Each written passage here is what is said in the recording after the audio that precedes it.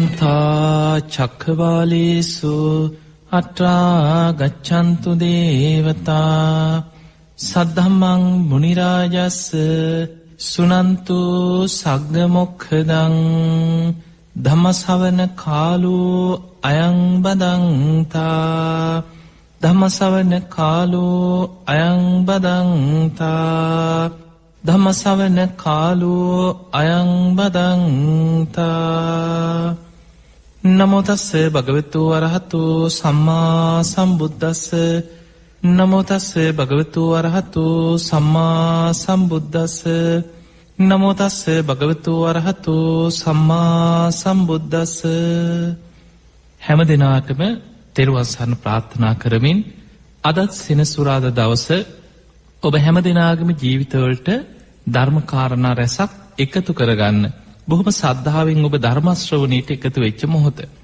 මේ උතුම් ධර්ම ශ්‍රවණය ඔබ හැම දිනාටම ධර්මාවබෝධයේ පිණිසම නිවන් දොරටුවක් බවට පත් වේවා කියලා අපි මුලින්ම ඔබට ආශිර්වාද ප්‍රාර්ථනා කරනවා.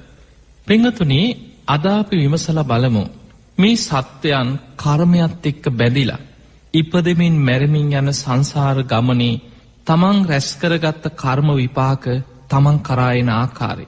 බුදුරජාණන් වහන්සේ ගිහියෙක් වේවා පැවිද්දෙක් වේවා නිතර සිහි කළ යුතු කාරණයක් හැටියට අපිට පෙන්නවා කම්මස්ස කෝම්හි මම කර්මයේ ස්වකීය කරගත්ත කෙනෙක්. කම්ම දායාදු මම කර්මයේ දෑවැද්ද කරගත්ත කෙනෙක්. කම පටිසරණු මම කර්මයේ පිළිසරණ කරගත්ත කෙනෙක්. කම බන්දු මගේ එකම ඥාතිය මගේ එකම නෑය.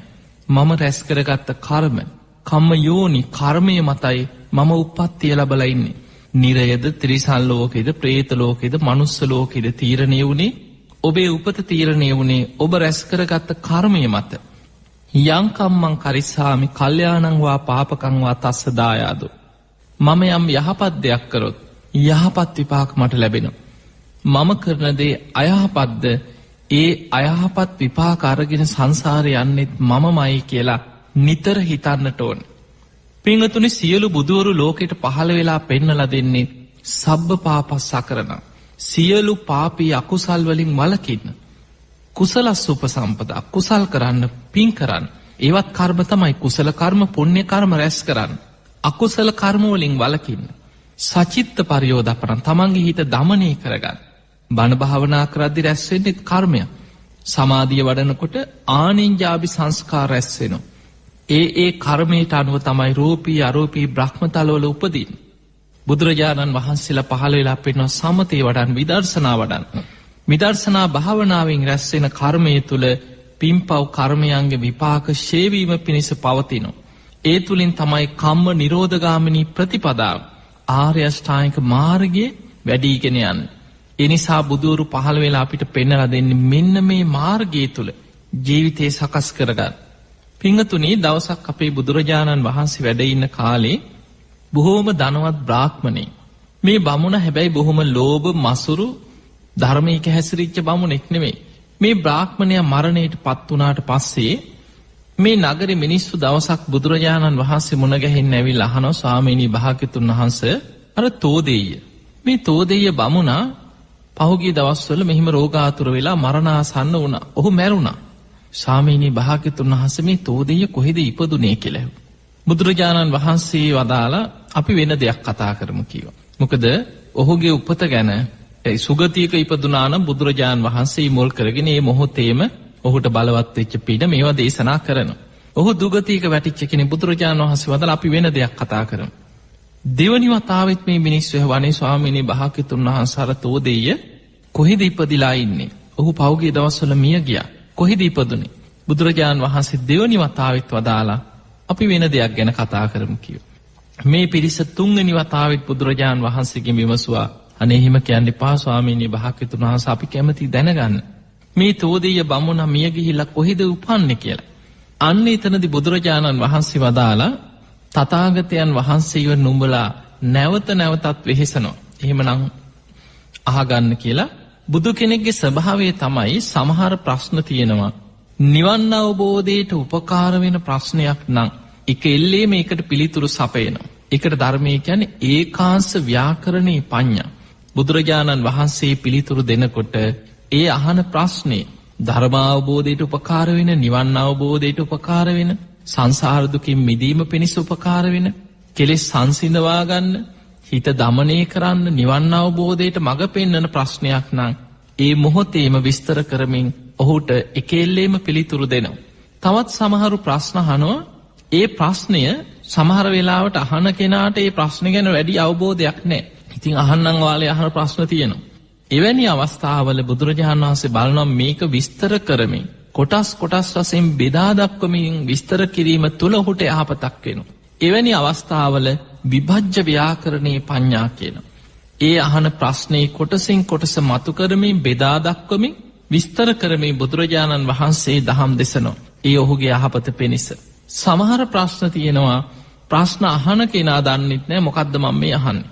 එතකොට ඒ වගේ සමහර ප්‍රශ්න අහනකොට බුදුරජාණන් වහන්සේ ඔහුගෙන් පෙරලා ප්‍රශ්න කරමින් ඔහුටම කාරණා මතු කරමින් ඒකේ පිළිතුර ඔහු තුලින්ම මතු කරලා දෙනවා. පටිපුච්ච ව්‍යාකරණේ පඤ්ඤා. ඔහු අහන ප්‍රශ්නෙට ඔහුගෙන්ම උත්තර ගන්නවා. දැන් ඒ වගේ ඔබ අහලා ඇති පහාරාද සූත්‍රය සඳහන් වෙනවා. පහාරාද කියන අසුරේන්ද්‍රය අහනවා ස්වාමීනි භාග්‍යතුන් වහන්සේගේ ශ්‍රාවකයන් මේ භික්ෂු භික්ෂුණී උපාසක උපාසිකාවන් බුද්ධ ශාසනයට මේ තරම් ආස කරන්නේ ඇයි? බුදුරජාණන් වහන්සේ පෙරලා ඔහුගෙන් ප්‍රශ්නයක් ඇහුවා. පහාරාද ඔබ ඉස්සල්ලා මට කියන්න කිව්වා අසුරයන් වන ඔබලා මහා සාගරයට මේ තරම් ඇලුම් කරන්නේ ආස කරන්නේ ඇයි කියලා. එතකොට බුදුරජාණන් වහන්සේගෙන් ප්‍රශ්නයක් අහද්දී බුදුරජාණන් වහන්සේ ඔවුන්ගෙන් පෙරලා ප්‍රශ්න කරලා ඔවුන් දෙන පිළිතුර තුලින්ම ඔවුන්ට අර ප්‍රශ්නයට අදාළ උත්තරේ මතු කරමින් දහම් දෙසනවා. පටිපුච්ච ව්‍යාකරණේ පඤ්ඤා. ඒ වගේම සමහර ප්‍රශ්න බුදුරජාණන් වහන්සේ 3 වතාවක් නිහඬව ඉන්නවා. එක එල්ලේම පිළිතුරු නොදී 3 වතාවක් නිහඬව ඉඳලා 3 වෙනි වතාවේ කාට හෝ යහපතක් වෙනවා ඒ මුල් කරගෙන කියලා දකිනවා නම් බුදුරජාණන් වහන්සේ 3 වෙනි වතාවේ පිළිතුරු දෙනවා. ඒ අතර තවත් ප්‍රශ්න තිබිලා තිනවා. ඒවට කියන අව්‍යක්ෘත ප්‍රශ්න. තපනීය පඤ්ඤා කියනවා. එවැනි ප්‍රශ්න වලට උත්තර දුන්නා කියලා Tamanට වැඩකුත් නැහැ, අහන කෙනාට වැඩකුත් නැහැ. කිසිම වැඩකට නැති ප්‍රශ්න තියෙනවා. එවැනි ප්‍රශ්න 10ක් ගැන තියෙනවා. බුදුරජාණන් වහන්සේ පිළිතුරු නොදී ඉන්නවා කියනවා. මොකද Tamanට වැඩකුත් නැහැ. ඇයි තථාගතයන් වහන්සේ ඒවට පිළිතුරු නොදෙන්නේ? ඒක ඔහුගේ යහපතට උපකාර වෙන්නෙත් නැහැ, අනිත් අයගේ යහපතට උපකාර වෙන්නෙත් නැහැ, නිවන් අවබෝධයට උපකාර වෙන්නෙත් නැහැ, කෙලෙසුන්ගෙන් මිදීමට උපකාර වෙන්නෙත් නැහැ. එතකොට එවැනි අවස්ථාවල බුදුරජාණන් වහන්සේ නිහඬව ඉන්නවා. එතකොට මේ වගේ බුදු කෙනෙක් පිළිතුරු දෙන ක්‍රමවේදයක් තියෙනවා. දැන් අර මිනිස්සු ඇවිල්ලා ඇහුවේ ස්වාමීනි භාග්‍යතුන් වහන්සේ මේ තෝදෙය බමුණා කොහෙද ඉපදුනේ කියලාම අහනවා. 3 වෙනි වතාවේ බුදුරජාණන් වහන්සේ වදාලා මේ බමුණා ඒ නිවසේම බොහොම ධනවත් සිටුවරේ මේ නිවසේම බලුකෙක් වෙලා බලු පැටියෙක් වෙලා දැන් ඉපදිලා ඉන්නවා කියෝ. අන්න දැන් මේ අහපු මිනිස්සුන්ට දැන් මේක දැනගත්තට පස්සේ ඔවුන්ට සමහරු ඉතින් තරහකාරයෝ ඇති, ඊර්ෂ්‍යාකාරයෝ ඇති, තෝදෙය බමුණාගේ ධනයකට ඊර්ෂ්‍යා කරපු අය ඉන්න ඇති. ඉතින් දැන් මිනිස්සුන්ට බොහොම රසවත් දෙයක් සමහරුන්ට. මේ පිරිස හැම තැනම මේක කියා ගියා. අන්න බුදුරජාණන් වහන්සේ කිව්වා තෝදෙය බමුණාගේ විස්තරේ. ඒ ගෙදරම බල්ලෙක් වෙලා ඉන්නවලු. ඕන් හැටි කිය දැන් හැම තැනම කියා ගියා. කඩපිලේ ගිහිල්ලා කියනවා වළං හදන තැනට යනවා. ගිහිල්ලා කියනවා "ඒ දන්නවද වැඩක්? අන්න අර තෝදෙය බමුණ බල්ලෙක් වෙලාලු. අන්න තථාගත බුදුරජාණන් වහන්සේමයි කියන්නේ." කියලා දැන් මේක හැම තැනම නාන තොටට යනවා. මේ මොකද නාන ගමන්ද දන්නවද වැඩක් කියලා අන්න එතන ගිහිල්ලත් කියනවා. දැන් මේ විදිහට මේක පැතිරුණා. තෝදෙය බමුණාගේ පුතාට මේ කාරංචි වුණා. ඔහුට කේන්ති ගියා. එතකොට ඔහු කල්පනා කරා අපේ තාත්තා කොහොමද බල්ලෙක් වෙන්නේ? මං අහගන්නම්කෝක ඇත්තද නැත්තද කියලා. දැන් ඔහු මොකද කරේ? දවසක් කේන්තියෙන් වගේ ආව ජේතවනාරාමෙට. එදා බුදුරජාණන් වහන්සේ වැඩ ඉන්නවා. තථාගත බුදුරජාණන් වහන්සේ දකින්නකොටම හිතේ තිබිච්ච අර හැඟීම් ඔක්කොම සංසිඳුණා. බොහොම ගෞරවයෙන් වන්දනා කළ පැත්තකින් වාඩි වුණා. වාඩි වෙලා ඇහුවා ස්වාමීනි ඇත්තද මේ මිනිස්සු කියන්නේ තථාගතයන් වහන්සේ අපේ පියතුමා බල්ලෙක් වෙලා ඉන්නවා කියලා දේශනා කරාද? තථාගතයන් වහන්සේ මෙහෙම කතාවක් කිව්වද? බුදුරජාණන් වහන්සේ ඒකට ඕ කීවෙත් නෑ කීවෙත් නෑ. තථාගතයන් වහන්සේ වදාළ ඔබටම මේක ඇත්ත නැත්ත දැනගන්න උපක්‍රමයක් කියන්නක් කිව්වා. ඒ මොකද්ද කිව්වා? බුදුරජාණන් වහන්සේ වදාළ ඔබ ආද යන්න ඔබේ සිටුමැදුරේ පුංචි බලුකුක්ෙක් ඉන්නවා නේද? ඔව් ඉන්නවා එහෙමයි කියව. ඔබේ පියතුමා තෝදෙය බ්‍රාහ්මණය ජීවත් වෙලා ඉන්නකොට බොහොම ආසා කරලා තියෙනවා පැණි කිරිබත් කන්න. එතකොට මේ වගේ කිරිබතක් හදන්න කිව්වේ ආසා කරපු විදිහ කිරිබතක් හදන්න. හදලා මේ බලුකුක්කට කන්න දෙන්න. ඔහුව නාවන්න ඔහුට ආදරෙන් අපෝපස්ථාන කරන්න.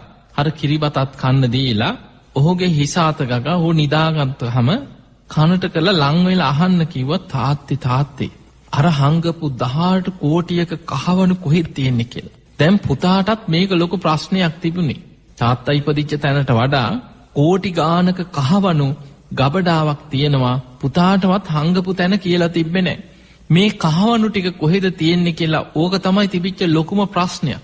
බුදුරජාණන් වහන්සේ ළඟට ආව වෙලාවේ බුදුරජාණන් වහන්සේ වදාලා අර බලුකුක්කගේ හිස අත ගාලා අහන්න කීවා තාත්තේ මේ කහවණු ටික කොහෙද හැංගුවේ කියලා. එතකොට ඔබට මොක ඇත්ත නැත්ත හොයාගන්න පුළුවන් වෙයි කියලා. බොහොම සතුටෙන් බල්ලගෙන් හරි සල්ලිනේ කියලා බොහොම සන්තෝෂෙන් දැන් ගියා. කියපු විදිහටම මේ මැරිච්ච බමුණා දැන් බල්ලෙක් වෙලා ඉපදිලා ඉන්නවා. දැන් මේ බලුකුක්කව අරගෙන අර බ්‍රාහ්මණයා ජීවත් වෙලා ඉන්නකොට ආසා කරපු මේ තෝදෙය බමුණ ආසා කරපු කිරිබත් හදලා කන්න දුන්නා. කන්න දීලා අර බලුකුක්කගේ ඔළුව අත ගගා දැන් නිින්ද යනකම් ඔළුව අත ගගා නාවලා හැම ළඟටම වෙලා හිටියා. නිින්ද යාගෙන එනකොට ඔළුව අත ගගා අහනවා තාත්තේ අර කහවණු කොහෙද හැංගුවේ? අර කෝටි ගාණක් කහවණු ටික 18 කෝටියක කහවණු කොහෙද හැංගුවේ? මේ බලුකුක්කා හේමම අඩ නිින්දෙන් වගේ නැකිටලා ඉව කර කර වත්තේ එක කෙලවරකට එක තැනකට ගිහිල්ලා අත් දෙකෙන් බීම පහුරු ගෑවා. ඉක්මනට සේවකයෝ යොදවලා මෙතන හාරගෙන යනකොට පොළොව ඇතුලේ තැම්පත් කරලා තිබිච්ච 18 කෝටියක කහවණු ගබඩාව මතුවුණා. එතකොට මෙන්න මේ වගේ සිදුවීම් වලින් අපිට පේනවා තමන් රැස් කරගත්ත කර්මය අරගෙන සංසාරය යන ආකාරය. මේ සිදුවීමත් එක්ක මේ තෝදෙයගේ පුතා වෙච්ච මේ කෙනාට කර්මය ගැන සංසාර ගමන ගැන ඉපදී යන සංසාර ගමනේ භයානකකම ගැන තමන්ට නිතර වැටහෙන්න ගත්තා. ඔහු මුල් වෙලා කරපු දේශනාව ඔහුට කරපු දේශනාවක් තමයි චුල්ල කම්ම විභංග සූත්‍රයේ හැටියට මජ්ක්‍ධිම නිකායේ සඳහන් වෙන්නේ.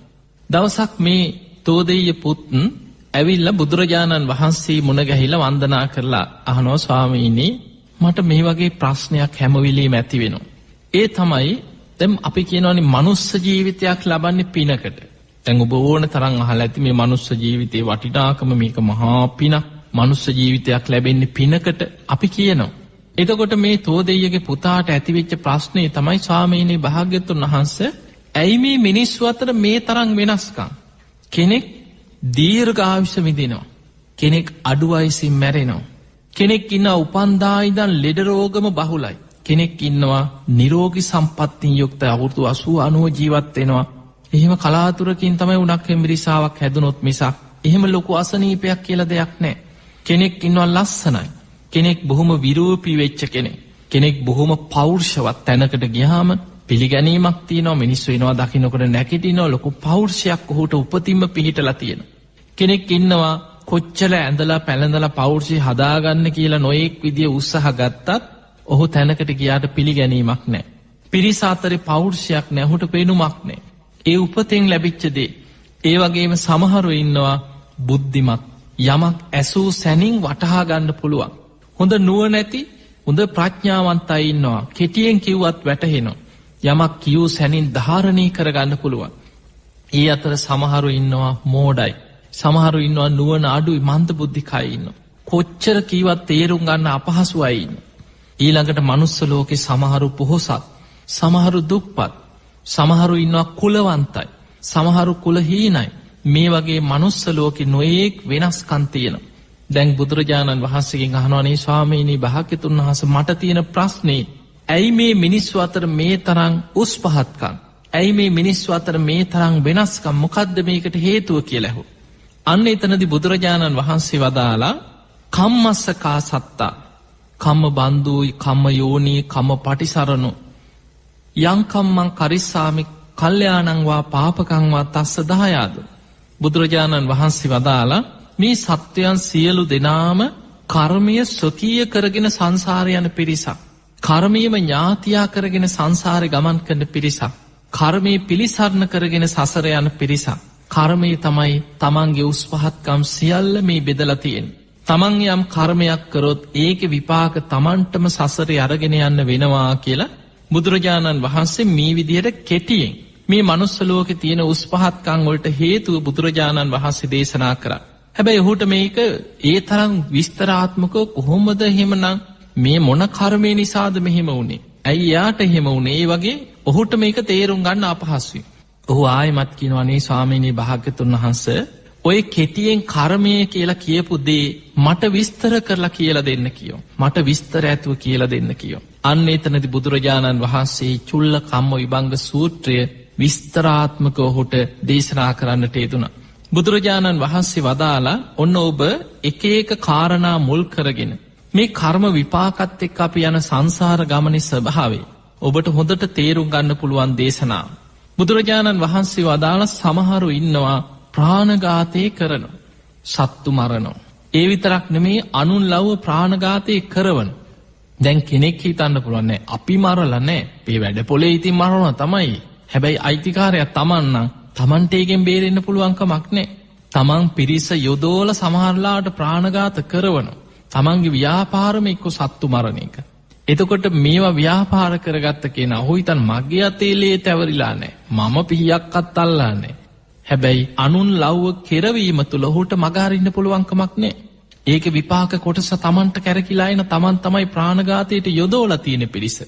ඒ නිසා බුදුරජාණන් වහන්සේ වදාළ සමහරු ඉන්නවා තමන් ලේ තැවරුණු අත් ඇතුව ආයුධ අත ඇතිව කපන කොටන දඬු මුගුරු ඇති අවයායුධ ඇති මේ විදිහට සතුන් මරනවා ප්‍රාණඝාත කරනවා මේ වගේ අපරාධ කරනවා. එවැනි ප්‍රාණඝාත ආදී අකුසල් කරන පුද්ගලයා බුදුරජාණන් වහන්සේ වදාළ රැස් කරගත්ත අකුසල විපාකයෙන් මරණින් මත්තේ අපාය උපදින්නයි කියන වැඩිපුරම ඉඩ තියෙන. මරණින් මත්තේ කෙලින්ම අපායට නිරේට තිරිසන් ලෝක ප්‍රේත ලෝක මේ අපායකට වැටෙන්න තමයි ඔහුගේ අකුසල් බලවත්. හැබැයි මේ ප්‍රාණඝාත කරපු මේ පුද්ගලයාට මේ විදිහට සතුන් මරණ එක්ක මරවන පුද්ගලයාට මරණාසන්න මොහොතේ පෙර කරපු පිනක් බලවත් වෙලා එනවා. ඔහු මේ ජීවිතේ කරපු අකුසල් යටපත් කරගෙන පෙර පිනක් මතුවෙනවා. ඒවට ධර්මයේ කියන්නේ කුසල් අකුසල් මැඩලන කුසල් කියලා. ඔහු කරපු අකුසල් ටික යටපත් වෙලා කුසලයක් මතුවෙනවා. එහෙම පිනක් මතුවෙලා ඔහු මනුස්ස ලෝකෙට ඇදිලා එනවා. හැබැයි බුදුරජාන් වහන්සේ වදාළ ප්‍රාණඝාත ආදී අකුසල් කරපු කෙනා පෙර පිනකින් මනුස්ස ලෝකෙට ඇදිලාවත් ඔහුට දීර්ඝායුෂ නැහැ කිය අඩු වයසින් මැරෙනවා කියෝ. අන්න ආයුෂ අඩු වෙන්න හේතු වෙන කාරණා. දැන් බලන්න සමහරු ප්‍රාණඝාත ආදී අකුසල් බලවත් කෙනෙක් මරණ මංචකයේ මොකක් හෝ පිනක් මතුවෙලා මනුස්ස ලෝකෙට ඇදිලාවත් කී දෙනෙක් මව් කුසවල් ඇතුලේ මරණයටපත් වෙනවද? එක්ක මැරෙනවා එක්ක ඒ මව්වරුන්ට සිතුවිලි පහළ වෙනවා මේ දරුවා විනාශ කරන්න ඕන.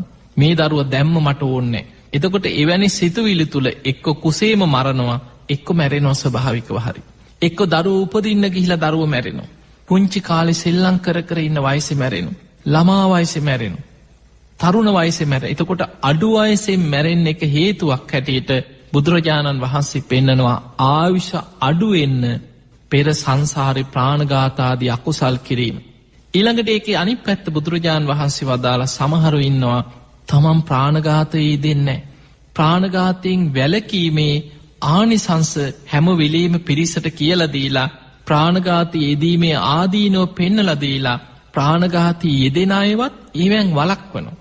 ඔවුන්ට ගිහිලා කියන ඕවා කරන්න එපා, ඔය පව්කම් කරන්න එපා. ඔය ආදීනම් භයානකයි. ඒ නිසා සීල් රකින්න කියලා අන් අයව සීලේ යොමු කරවන. තමනුත් ප්‍රාණඝාතයෙන් වළකිනවා, අන් අයව වළක්වනවා. එහෙම කෙනා සතුන් ගැන මෛත්‍රිය කරුණාව ඇතුව බොහෝ පින් කරනවා, කුසල් වඩනවා. බුදුරජාණන් වහන්සේ වදාළ එවැනි කෙනෙක් බොහෝ වෙලාවකට ඒ පින බලවත් වෙලා සුගතියේ දිව්‍ය ලෝකවල උපදින්න තියෙන ඉඩකඩ වැඩි කියනවා. හැබැයි යම් හේතුවකින් යා මනුස්ස ලෝකේ ඉපදුනොත් උපෝපං ආත්ම භාවවල දීර්ඝායු සම්පත්තිය ලබනවා කියෝ. එතකොට බලන්න දීර්ඝායු සම්පත්තිය ලබන්නත් සත්‍යයක් උපතින්ම අඩු ආයුෂයෙන් මරණයට පත්වෙන්නත් මේ මනුස්ස ජීවිත ගත කරන අයට හේතු වෙන පෙර අකුසලයක් තමයි ප්‍රාණඝාත අකුසලය. ඊළඟට බුදුරජාණන් වහන්සේ තෝදෙය්‍යගේ පුතාට පෙන්නනවා සමහරු ඉන්නවා ලෙඩ රෝග බහුලයි. සමහරු ඉන්නවා නිරෝගී සම්පත්තිය ඇති අය. ඔබ මෙහෙම වෙනසක් ගැන කිව්වා. බුදුරජාණන් වහන්සේ මේකට හේතුව කර්මය තුලින් පෙන්නලා දෙනවා. සමහර පුද්ගලයෝ සත්තු මරන්නේ නැහැ. හැබැයි සතුන්ට වද හිංසා කරන. ඔබ බලන්න සමහර පුංචි දරුවෝ පවා එක්කෝ සත්තු අල්ලගෙන අඬු වණු කඩනවා. සමහර සමනලේ කල්ලගෙන තටු කඩලා බලාගෙන ඉන්න අපි යාඹනවාද කියලා. පුංචි කුරුමිනියෝ වගේ සත්තු අල්ලගෙන එක්ක චූටි චූටි අඬු කෑලි කඩනවා. කඩලා ඒ වගේ පොඩි සත්තුන්ට වද දීලා විනෝද වෙන්න උත්සාහ කරනවා. සමහරු ඉන්නවා සත්තුන්ට ගහනවා. මැරුවේ නැතත් දකින්න තැන ගහනවා. ඒ සත්තුන්ගේ අතපය කඩනවා. සමහර සත්තුන්ට උණු වතුර වක් කරනවා. එතකොට ඒ වගේ ඔබ දැකලා ඇති සමහර පාරවල් වල ඉන්න බල්ලෝ සමහරු ගහලා අතපය කඩලා එක්ක උණු වතුර ගහලා. එතකොට මේ වගේ හරියට සත්තුන්ට හිංසා කරන සිතුවිලි ඇති පාපී පුද්ගලයෝ මේ සමාජය තුළ ඕන තරම් ඉන්නවා. තමන් හිංසා කරනවා විතරක් නෙමේ අන් අයටත් කියනවා ගහපල්ල. එහෙම කිය අන් අයව ඒ වගේ හිංසනයට පොළඹවනවා. බුදුරජාණන් වහන්සේ වදාලා එවැනි කෙනෙක් පෙර පිනක් හරි මතුවෙලා මනුස්ස ලෝකෙට આવොත් මේ වගේ අකුසල් කරගත්ත ද්වේෂයෙන් වෛරයෙන් ඉන්න කෙනා අපාය වැටෙන්නයි කියනවා ඉඩ. හැබැයි බැරි වෙලාවත් පෙර පිනකින් හරි මනුස්ස ලෝකෙට આવොත් උපන්දා ඉඳන් ලෙඩ කියව. එක්ක උපදින්නෙම ශරීරයේ අංග විකල කෙනෙක් හැටියට උපදිනවා. එයි සසරේ සතුන්ගේ අතපය කඩලා පහර දීලා සත්තුන්ව පුච්චලා ඒ වගේ සත්ත්ව හිංසා කිරීමේ අකුසලෙන් උපදිනකොටම එක්ක ශරීරේ දුර්වලතාව එක්ක ඇස් පේන්නේ. එක්ක මොනවා හරි ශරීරයේ ඇදයක් එක්ක කොඳු ඇට පේලිය ඇදයි එක්ක කකුල් දෙක මොනවා හරි කැරකිලා කිය. එතකොට මේ වගේ නොයෙක් විදිහේ ආබාධ ඇතුව උපදිනවා. ඒ විතරක් නෙමේ සමහර උපන්දා ඉඳන් අම්මලා දරුවෝ වඩාගෙන ඉස්පිරිතාල ගානෙම උපදිනකොටම එක්ක පපුවේ හිලක් කියයි මොනවා හරි බඩවැල් වල ස්වභාවයක් කියයි එක්ක ශරීරේ මොනවා හරි පෙනහල්ලක් අඩුයි මොනවා හරි දුර්වලතාවයක් ඇතුව උපදිනවා. එදා ඉඳන් බොහෝ දුක් විඳලා ලෙඩ රෝග ගොඩේම තමයි ජීවිතේ ජීවත් වෙන්න තියෙන යම් කාලයක් හරි. ඒකට හේතුව සතුන්ට හිංසා කිරීමේ අකුසල් කියනවා. ඊළඟට බුදුරජාණන් වහන්සේගේ අනිත් පැත්ත පෙන්නවා. සමහර පුද්ගලයෝ ඉන්නවා සත්තු මරන්නෙත් නැහැ කිසිම සතෙකුට හිංසාවක් කරන්නෙත් නැහැ. එයා හැම වෙලේම මෛත්‍රී සහගතව හිතනවා. මම කැමතිද කවුරුත් මට ගහනවට මට වද දෙනවට මට කායිකව හිංසා කරනවට මම කැමති නෑ. ඒ වගේමයි මේ ලෝකේ හැම සත්වයෙක්ම ජීවත් වෙන්න කැමති මරණයට අකමැති. සැපයට කැමති දුකට අකමැති. ඒ නිසා මම කවදාවත් මගේ අතින් නම් සතෙකුට හිංසාවක් කරන්නේ නෑමයි කියලා මෛත්‍රී සහගතව සියලු සත්වයන් සුවපත් වේවා කියන මෛත්‍රී සිතෙන් එයා වාසය කරනවා. අන්න ඒ කවුරු හරි සතෙකුට ගහනවා පහර දෙනවා දැක්කත් ඔහු ඒකෙන් වළක්වනවා. ඔය වගේ පව්කම් කරන්න එපා. ඕවා මහා භයානකයි. ඔය විපාක අපිට සංසාරේ අරගෙන යන්න වෙනවා කියලා කෙනෙක්ව සත්ව හිංසාවෙන් වළක්ව ගන්නවා. එතකොට එවැනි මෛත්‍රී සහගතව සියලු සත්වයන්ට මෛත්‍රී වඩන සතුන්ට හිංසා නොකරන කෙනෙක් මනුස්ස ලෝකේ බැරි වෙලාවත් දිව්‍ය ලෝකේ උපදින්නයි කියන ඉඩ. බැරි වෙලාවත් මනුස්ස ලෝකේ ඉපදුනොත් උපෝපං ආත්මවල දීර්ඝායුෂ විඳිනවා නෙමෙයි නිරෝගී සම්පත්තියක් ලබනවා කියන දීර්ඝායුෂක් තියෙනවා. නිරෝගී සම්පත්තිය සමහරු ඉන්න අවුරුදු 90 100 ඉන්නවා. කලාතුරකින් උණක් හෙම්බිරිසාවක් හැදිලා ඇති. ඒ ඇරෙන්න ඉස්පිරිතාලෙකවත් ජීවිතේ නතර වෙලා කවදාවත් ඔපරේෂන් එකක් කළා නෑ. එහෙම නතර වෙලා බෙහෙතක් අරගෙන නෑ. අවුරුදු 80 90 හොඳට ජීවත් වෙනවා. අවුරුදු 100 ඉන්න අය ඉන්නවා. එතකොට අපිට පේනවා දීර්ඝායු සම්පත්තියක් ලබනවා. නිරෝගී සම්පත්තියක් තියෙනවා. ඒකට හේතුව තමයි ප්‍රාණඝාතයෙන් වැළකීම විතරක් නෙමේ සතුන්ට හිංසා කිරීමෙනුත් වැළකීලා අන්න ඒවත් හිංසාවෙන් මුදවලා රැස් කරගත්ත පින. ඊළඟට බුදුරජාණන් වහන්සේ වදාලා ඔබ කිව්වා සමහරු ඉන්නවා බොහොම ලස්සනයි. සමහරු කැතයි විරූපී. මේකට හේතුව තමයි කියනවා ද්වේෂය වෛරය. අනුන්ට නින්දා කරනවා. අනුන්ට ද්වේෂ කරනවා. හැම වෙලාවෙම ද්වේෂ හිතින් අනුන්ට ගරහා කරනවා. අනුන් විරූපී වේවා කියලා අනුන්ගේ ලස්සන දකින්න කැමති නැති වෙනවා. ඔවුන්ට නොයෙක් විදියට අපහාස කරනවා. මේ වගේ අකුසල් රැස් කරගත්ත කෙනා උපෝපං ආත්ම භාවවල විරූපී කෙනෙක් හැටියට උපදිනවා කියන මිනිස්සුන්ගේ ආකර්ෂණයක් ප්‍රියතාවයක් එයාට ඇති වෙන්නේ නැහැ කියන. ඊළඟට සමහරව ඉන්නවා බොහොම මෛත්‍රී සහගතයි. හැමෝගෙම යහපත දකිනවා. මෛත්‍රිය වඩනවා. ඒ වගේම අන් අයට උදව් උපකාර කරනවා. එවැනි කෙනෙක් උපෝපං ආත්ම භාවවල මනුස්ස ජීවිතයක් ලැබුවත් බොහොම ලස්සන බොහොම පෙනුම ඇති අංග සම්පූර්ණ ශරීර අවයව ඇතුව උපදිනවා කියන. ඊළඟට බුදුරජාණන් වහන්සේ වදාලා ඔබ කිව්වා මේ මනුස්ස ලෝකෙ මෙහෙම වෙනසක් තියෙනවා. සමහරු පොහොසත්, සමහරු දුප්පත්. ඇයි මේ කියලා. බුදුරජාණන් වහන්සේ වදාලා සමහර අය දන් දෙනවා. දානේ ආනිසංස නිතර සිහි කරන. අන් අයවත් දානයට පොළඹවනවා. තමන් ධාර්මිෂ්ඨ උපයා සපයාගත් ධනය වියදම් කරලා දම් පින්කම් කරනවා. අන් අයටත් දන් දීමේ ආනිසංස කියලා දෙනවා. අතහැරීම පුරුදු කරනවා. ඒ විදිහට ඇඳුම් පැළඳුම් රිදුපිලි නොයෙක් දේවල් ගෙවල් දොරවල් ඉඩකඩම් මේ විදිහට දන් දීලා සංසාරේ දාන පාරමී පුරාගත් අය ඉන්නවා.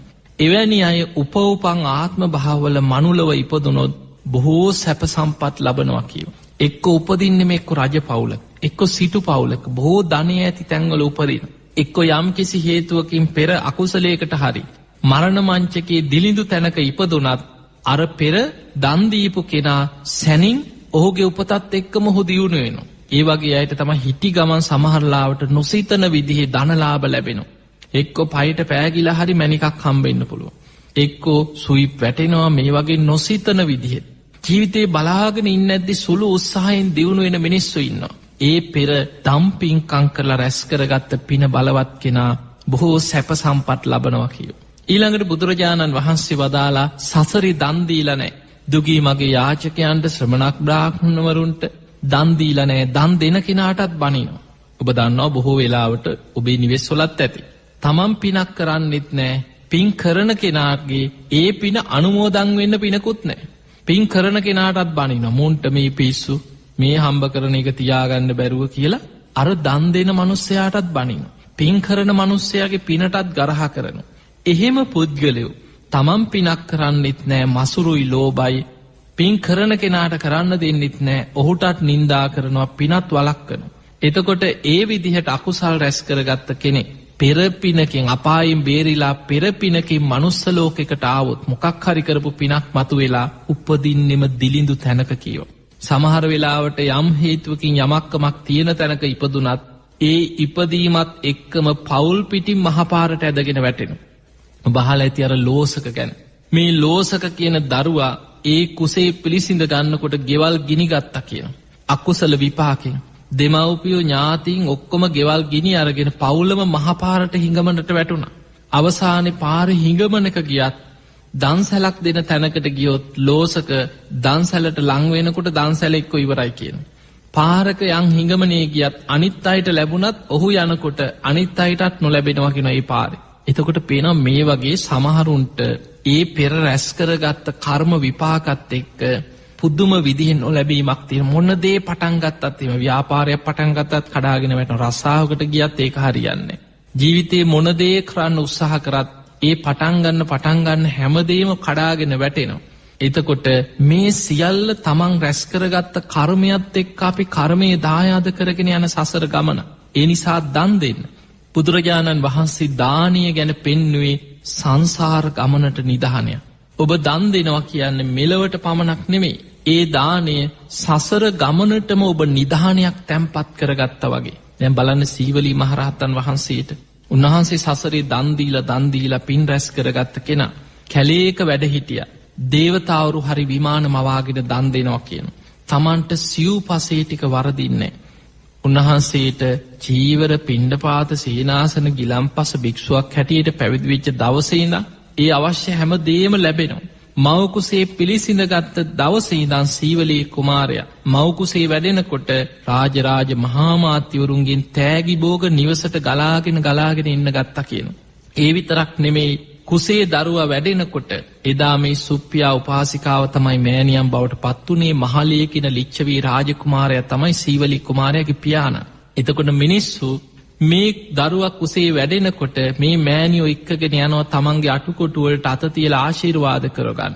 ඒ තරම් ලැබීමක් ලැබුණා කියනවා. මේ අම්මා යම් භූමියකින් යනකොට යම් වගාවකට ආශිර්වාදයක් කරා නම් ඒවා ඵල දරලා භෝග වලින් පිරීලා ඉතිරිලා යනවා කියන. ඒ තරම් ආශිර්වාද පිනක් දරුවා කුසේ වැඩෙන දවසේ ඉඳන් තිබුණා. එතකොට අපිට පේනවා සසර පින් කරපු කෙනාට උපෝපං ආත්ම භාවවල මේ පුණ්‍ය නිධානයේ පහළ වෙනවා. හැබැයි සංසාරේ දන් දීලානේ අනුන්ට දන් දෙනවටත් බනිනවා නිඳා කරනවා. එවැනි අකුසල් රැස් කරගත්ත කෙනා බොහෝම දිලිඳු දුප්පත් අසරණ තැන්වල එදා වේලා හම්බ කරගන්නත් බෑ. සමහරුන්ට කොච්චර දියුණු වෙන උත්සාහ කරත් දියුණු වෙන්න බෑ. මේ වගේ තැනක තමයි කෙනා උපදින්නේ. ඊළඟට බුදුරජාණන් වහන්සේ වදාලා උන්වහන්සේ මේ ධර්මයේ තුල කම්මනා වසලෝ හෝති කම්මනා හෝති බ්‍රාහ්මනෝ කියලා බුදුරජාණන් වහන්සේ කෙනෙක් උපතින් බමුණෙක්වත් වසලයෙක්වත් නොවන බව ධර්මයේ පෙන්වනවා.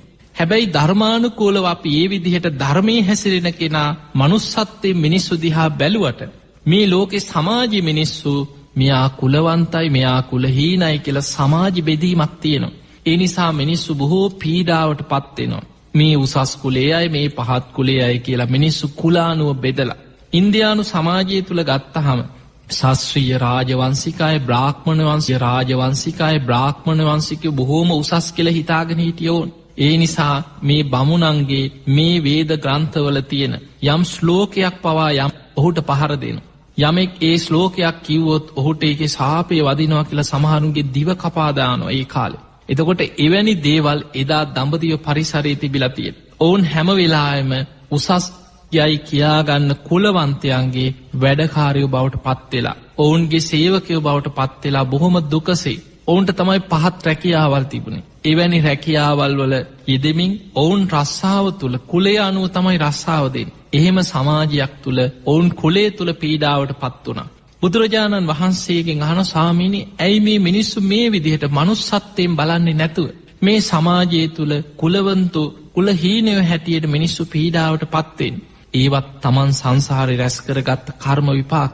බුදුරජාණන් වහන්සේ විස්තර කරනවා සමහරු ඉන්නවා ගරු කළ යුත්තට ගරු කරන්නේ, වැඩිහිටියන්ට ගරු සත්කාර කරන්නේ, දකින්නකොට හුනස්නින් නැකිටිය යුතු අය ඉන්නවා. Taman අපි හිතමු බස් එකක, ඔබ හිතන්න මේ බස් එකේ යනකොට සමහරවිට ගැබිනි මව්වරු යනවා. එක්ක පූජ්‍ය පක්ෂේ එවැනි සිල්වත් ගුණවත් උතුමන් සමහරවිට වයෝවෘද්ධ කෙනෙක් ඉන්නවා. එවැනි වැඩිහිටියන්ට ගරු කළ ආසනයේ දෙන්න ඕන කෙනාට ආසනයේ දෙන්නේ නැහැ. ඉදිරියෙන් යන්න ඕන කෙනාට ඉදිරිපස දෙන්නේ නැහැ. ඒ වගේ ගරු කළ යුත්තට ගරු කරන්නේ නැතුව බොහොම මාන්නෙන් මිනිස්සු තලා පෙලා ජීවත් වෙන පුද්ගලයෝ ඉන්නවා. එවැනි අය බැරි වෙලාවත් පෙරපිනකින් හරි මනුස්ස ලෝකෙට ආවොත් පහත් කුලවල උපදිනවා කිවර රසරේ රැස් කරගත්ත අකුසල විපාක නිසා.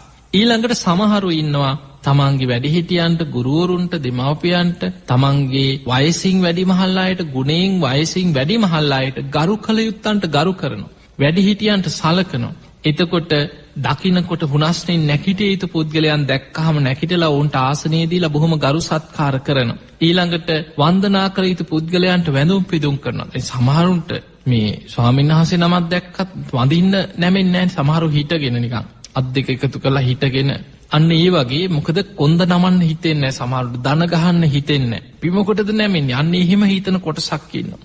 සමහරු තමන්ගේ දෙමව්පියන්ට, වැඩිහිටියන්, ගුරුවරයෙකුට. එතකොට මේ වගේ ගරු කළ යුත්තට ගරු කරනවා, වැඳිය යුතු පුද්ගලයාට වන්දනා කරනවා. මේ වගේ බොහෝම නිහතමානී උසස් ගති පැවතුම් සසර පුරුදු කරගත්ත කෙනා උපෝපං ආත්ම භාවවල මනුලව ඉපදුනොත් උසස් කුලවල උපදිනවා කියව. ඔහු බොහෝ ගරු සත්කාර ලබනවා. ඔහු සමාජමය වශයෙන් උසස් පුද්ගලයෙක් හැටියට ඉහළ කුලවල උපදින්න ඒක එක හේතුවක් බවට පත් වෙනවා. ඒ විතරක් නෙමෙයි බුදුරජාණන් වහන්සේගෙන් අහනවා ස්වාමීනි භාග්‍යතුන් වහන්සේ මේ සමාජයේ මිනිස්සු අතර ඉන්න සමහරු උගත්, සමහරු නෝගත්, සමහර අයට කියව සැනින් යමක් වැටහෙනවා. සමහරුන්ට කොච්චර කිව්වත් තේරුම් කරන්න බෑ, නුවණ නෑ, මතක තියාගන්න බෑ. ඊළඟට සමහරු උපතින්ම නුවණ අඩුයි, අපි කියන මන්ද බුද්ධිකයි ඉන්නවා. එතකොට මේ වගේ මනුස්ස ලෝකේ උපදින මිනිස්සු අතර ඇයි මේ වෙනස්කම් ඇහුවා? බලන්න එකම අම්මගේ දරුවෝ, එකම දෙමව්පියන්ට දාව උපදින එකම අම්මගේ දරුවෝ එක්කෙනෙක් ඉන්න පුළුවන් බොහෝම හොඳ බුද්ධිමතෙක්. තව කෙනෙක් ඉන්න පුළුවන් කොච්චරවත් උගන්වන්න හැදුවත් ඉගෙන ගන්න බැරි සමාජයේ එහෙම නුවණ අඩු පුද්ගලෙක්. සමහරලාට ඒ පවුලෙම ඉන්නවා මන්ද බුද්ධික කෙනෙක්. ඒ පවුලෙම ඉන්නවා බොහොම ලස්සන, බොහොම පෞරුෂවත්, කොතන ගියත් පිළිගැනීමක් තියෙන බොහොම ගුණයහපත් කෙනෙක් ඉන්නවා. ඒ පවුලෙම සමහරලාවට ඉන්නවා බේබද්දෙක්. ඇසුරු කරන්නේ මේ කුරස්තියාදුකාරයෝ. පවුලටම ඉපා වෙච්ච ගිය තැන නින්දා විඳින එහෙම පුද්ගලෙක් ඉන්නවා. එතකොට මේ වගේ එකම අම්මගේ දරුවෝ පිරිසක් ගත්තත් හැමෝම එක වගේ නෑ. එතකොට අපිට පේනවා මේ හැමෝම සංසාරي රැස් කරගත්ත කර්මය අරගෙන යන සංසාර ගමන. බුදුරජාණන් වහන්සේ වදාළ ඔය විතරක් නෙමෙයි. ඔබ කිව්වා මේ මිනිස්සුන්ගේ සමහරුන්ගේ නුවණ සමහරුන්ට නුවණ අඩු වෙන්න හේතුව මොකක්ද? බුදුරජාණන් වහන්සේ වදාලා සමහර අය උපෝපං ආත්ම භාවවල නිතර විමසනවා යහපත මොකක්ද? අයහපත මොකක්ද? හොඳ මොනවද? නරක කියන්නේ මොනවද?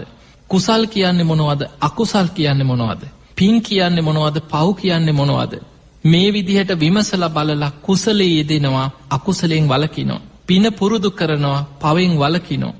යහපත පුරුදු කරනවා, අයහපතෙන් වළකිනවා. තමන්ටත් අන් අයටත් යහපත් පිණිස උපකාර වෙන ක්‍රියාවන් වල යෙදෙනවා. එතකොට මේ වගේ නුවණ මෙහෙवला සසරේ කටයුතු කරපු අය උපෝපං ආත්ම භාවවල ප්‍රඥාවන්තයන්, බුද්ධිමතුන්, නුවණ ඇති පුද්ගලයන් වෙලා උපදිනවා. එවැනි අය තමයි සසරේ නුවණ පුරුදු කරගත් අය. උග්ගටිතඤ්ඤ විපටිතඤ්ඤ වගේ ශ්‍රාවකයෝ වෙලා උපදිනවා. ඔබ දන්නවා එක ගාථාව අහලා ධර්මය අවබෝධ කරන්න පුළුවන් නුවණ ඇති ශ්‍රාවකයෝ මේ බුද්ධ ශාසනයේ හිටියා. කියූ සැනින් වැටහෙන අය ඉන්නවා. එතකොට සසර නුවණ ප්‍රඥාව වඩපු පුද්ගලයෝ.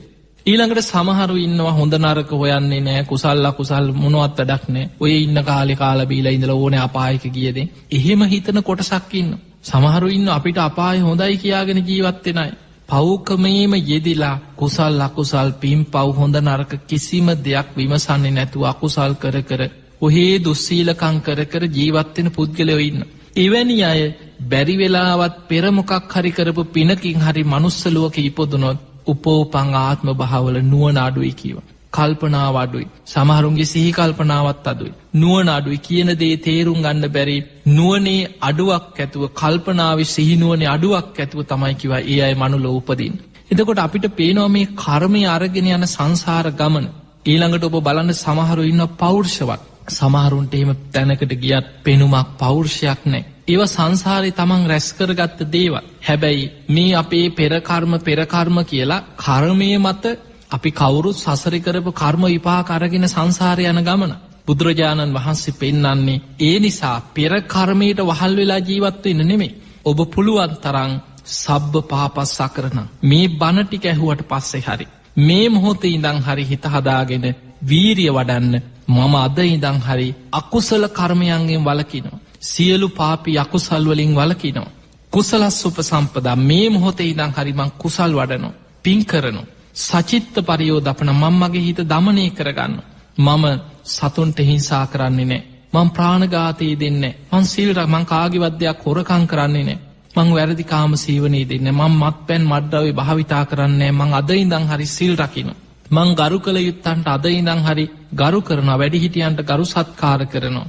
මම මේ විදිහේ නිහතමානී ජීවිතයක් ගත කරනවා. මම අද ඉඳන් ධර්මයට අනුව විමසලා කුසල් මොනවද, අකුසල් මොනවද, පින් මොනවද, පව් මොනවද, හොඳ මොනවද, නරක මොනවද මම විමසා බලා යහපතේ දෙනවා. අන්න ඒ විදිහට ඔබට අද ඉඳන් හරි යහපත් කුසල කර්ම වඩන්න පුළුවන්. අකුසල කර්මයන්ගෙන් වළකින්න පුළුවන්. ඔබ ඒ විදිහට ඔබේ ජීවිතයේ ධර්මානුකූලව සකස් කරගන්න දක්ෂ කෙනෙක් බවට පත් වුණොත් ඔබට පුළුවන් අකුසල කර්මයන් ප්‍රහාණය කරගෙන කුසල් බලවත් කරගෙන ඔබ යහපත් මාර්ගයක් ඔස්සේ නිවන කරා යන මාර්ගය ඔබට සකස් කරගන්න. ඒ නිසා හැම වෙලෙම හිතන්න ඔබ යම් කර්මයක් කරොත් ඒකේ විපාක වෙන කවුරුත් ගෙනියනව නෙමෙයි. ඔබමයි අරගෙන යන්නේ. බුදුරජාණන් වහන්සේ පෙන්වුවා ඒ නිසා ගිහියෙක් වේවා පැවිද්දෙක් වේවා නිතර නිතර හිතන්න කම්මස්ස කෝම්හි මම කර්මයේ සොකීය කරගත්ත කෙනෙක්. කම්ම දායාදු මම කර්මයේ දෑවැද්ද කරගත්ත කෙනෙක්. කම්ම පටිසරණු මම කර්මයේ පිළිසරණ කරගත්ත කෙනෙක්. කම්ම බන්දු මට ඉන්න එකම ඥාතිය මගේ එකම නෑය. මම රැස් කරගත්ත කර්ම. මම කර්මයේ මතයි උප්පත්තිය ලබලා තියෙන්නේ. මම යම් හොඳක් හෝ නරකක් කරොත් ඒකේ විපාක සසරේ මටම අරගෙන යන්න වෙනවා කියන එක ඔබ නිතර හිතන්න. අන්න එහෙම හිතමින් ඔබ කටයුතු කරන්න. ඔබ හැම දිනාටම සියලු පාපී අකුසල් වලින් වැළකීලා අප්‍රමාදීව කුසල් දහම් පින් දහම් දියුණු කරගෙන හිත දමනය කරගෙන උතුම් වූ ධර්මයේම අවබෝධ කරගන්න වාසනාව ලැබේවා ලැබේවා ලැබේවා කියලා අපි ඔබට ආශිර්වාද කරනවා. ඒ වගේම අපි ඔබට සිහිපත් කරනවා ඔක්තෝබර් මාසෙ 15 වෙනිදා හෙට දවසේ රාත්‍රී මගේ විශේෂ ධර්ම දේශනාවක් පැවැත්වෙනවා. බෝයවලාන ශ්‍රී බෝධිරුක්ඛාරාම විහාරස්ථානයේ අලව්ව ගිරිඋල්ල අතර තමයි බෝයවලාන පිහිටලා තියෙන්නේ. ඉතින් ඒ නිසා අලව්ව ප්‍රදේශයේ, ගිරිඋල්ල ප්‍රදේශයේ, පොල්ගහල ප්‍රදේශයේ ඒ ආශ්‍රිත සදහැවතුන්ට අපි ආරාධනා කරනවා අලව්ව ගිරිඋල්ල මේ අතර තියෙන බෝයවලාන ශ්‍රී බෝධිරුක්ඛාරාම විහාරස්ථානයේ හවස 6 වෙනකොට ඔබ පැමිණෙන රාත්‍රී ධර්ම දේශනාවක් සමග අපි මේ භූමියේ සිදු කරන විශේෂ පින්කම් මාලාවක් ආරම්භ කරනවා. ඒ නිසා ඔබට ඒ සඳහාත් ආරාධනා කරමින් ධර්ම ශ්‍රවණය කරපු ඔබ හැම දිනාටම උතුම් වූ ධර්මාවබෝධයම ලැබේවා ලැබේවා ලැබේවා කියලා අපි ඔබට ආශිර්වාද ප්‍රාර්ථනා කරනවා. ආකාසට්ඨා ච බුම්මට්ඨා දේවා නාග මහිද්దికා පුඤ්ඤන්තං අනුමෝදිත්වා චිරන් රක්ඛන්තු ලෝක සාසනං. ආකාසට්ඨා ච බුම්මට්ඨා දේවා නාග මහිද්దికා පුඤ්ඤන්තං අනුමෝදිත්වා චිරන් රක්ඛන්තු දේශනං. ආකාසට්ඨා ච බුම්මට්ඨා දේවා නාග මහිද්దికා පුඤ්ඤන්තං අනුමෝදිත්වා චිරන් රක්ඛන්තු ත්වං සදා. හැම දිනාටම සම්මා සම්බුදු සරණයි.